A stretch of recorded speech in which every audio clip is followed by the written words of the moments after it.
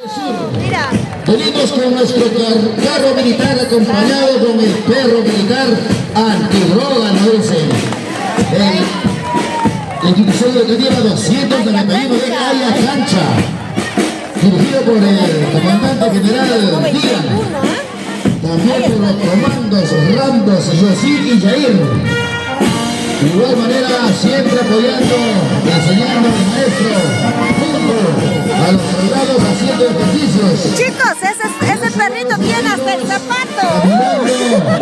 Personas, animales y al territorio peruano. Gracias a la cancha. Felicitaciones. Continuamos.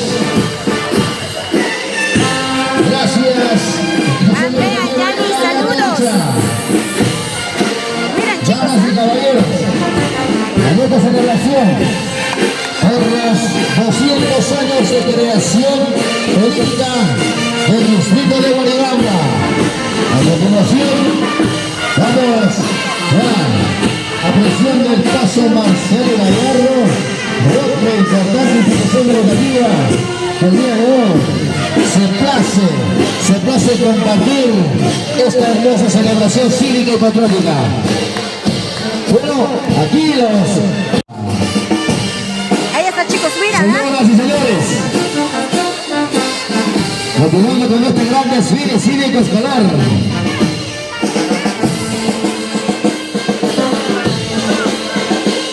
Para conmemorar estos 200 años de creación política. Chicos, ahí está. Distrito de Guaribamba. ¿Qué tal? ¿Qué tal? Ahí están los pequeños